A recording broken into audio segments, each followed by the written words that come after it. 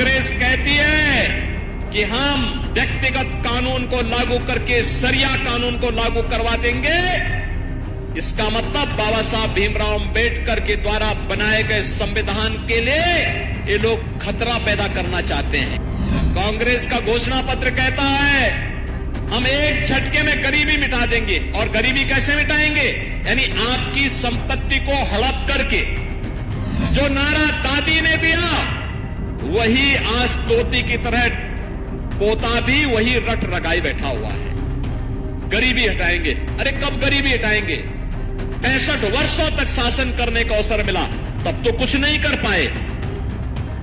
जब कांग्रेस के घोषणा पत्र को आप देखते हैं, दो बातें उन घोषणा पत्र में नजर आती हैं। एक, कांग्रेस कहती है कि हम व्यक्तिगत कानून को लागू करके सरिया कानून को लागू करवा देंगे। इसका मतलब बाबा साहब भीमराव अंबेडकर के द्वारा बनाए गए संविधान के लिए ये लोग खतरा पैदा करना चाहते हैं। यानी देश के संविधान को एक खतरे में डालना चाहते हैं। तालिबानी शासन लागू करना चाहते हैं। क्या हम तालिबानी शासन को स्वीकार करेंगे?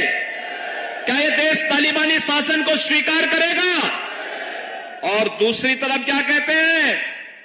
कांग्रेस का घोषणा पत्र कहता है हम एक झटके में गरीबी मिटा देंगे। और गरीबी कैसे मिटाएंगे? यानी आपकी संपत्ति को हड़प करके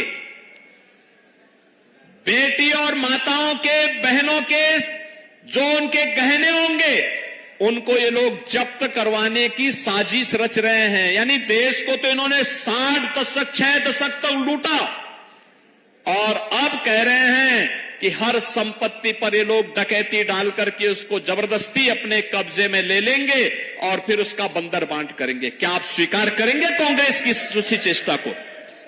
बहनों और भाइयों, सही मायने में अगर आपने देखा है जो नारा दादी ने दिया वही आज तोती की तरह पोता भी वही रट रगाई बैठा हुआ है। गरीबी हटाएंगे। अरे कब गरीबी हटाएंगे? 65 वर्षों तक शासन करने का अवसर मिला तब तो कुछ नहीं कर पाए।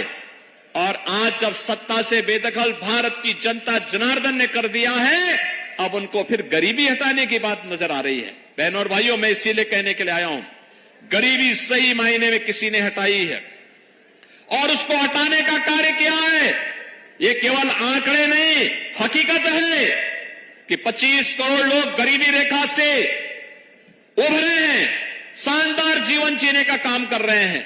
और आज इसी का परिणाम है 80 करोड़ लोगों को राशन की सुविधा का लाभ 4 वर्ष से लगातार प्राप्त हो रहा है।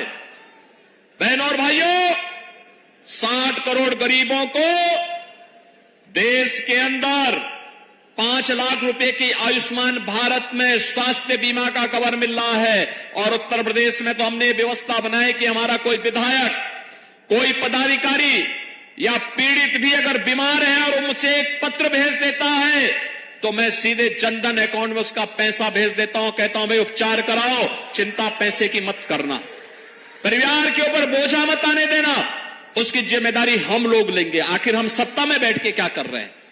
यही हमारा काम है, हर पीड़ित के साथ खड़ा होना।